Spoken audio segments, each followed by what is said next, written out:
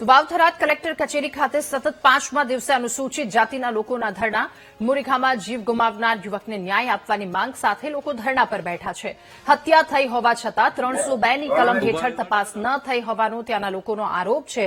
તો તાત્કાલિક કલમ 302 ઉમેરવાની પરિવારજનોની માંગ છે। તમામ આરોપી અને તપાસ અધિકારીના નાર્કો ટેસ્ટ કરવાની પણ તેમણે માંગ કરી।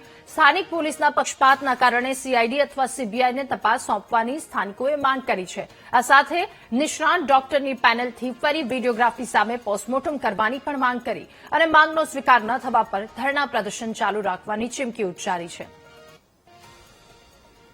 એસપી સાહેબના ડેલિગેશન સાથે વાત થયેલી કે ભાઈ અમે તમારી માગણીઓ સંતોષવા તૈયાર છીએ। તે અમને આશ્વાસન આપ્યું છે કે આજ રોજ આઈઓ સાથે ચર્ચા કરવાની વાત છે, તો ચર્ચા આઈઓ સાથે થાય ને અમારી જે મૂળ માગણીઓ છે જે પીડિત પરિવારની તે સંતોષ થાય અને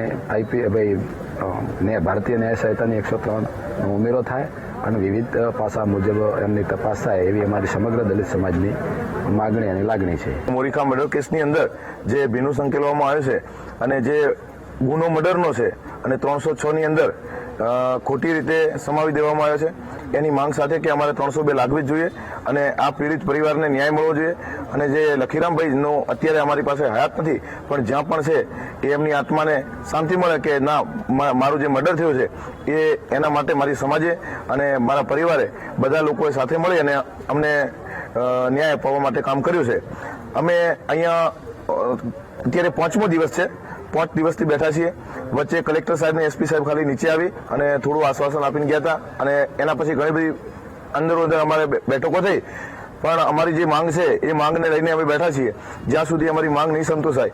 કારણ કે હમણાં થોડા એવા સમાચાર મળ્યા છે કે ભાઈ ડીવાયએસપી બીજા ડીવાયએસપીને તપાસ સોંપી છે, પણ હજુ એ ડીવાયએસપી અમારી સાથે બેઠક કરશે અને ડીવાયએસપી જો જ્યાં સુધી અમને ખાતરી નહીં આપે અને જ્યાં સુધી અમારે 302 દાખલ નહીં થાય ત્યાં સુધી અમે આ ધરણા ચોક્કસ મુદ્દતના જે ધરણા છે એ અમારા યથાવત રહેશે।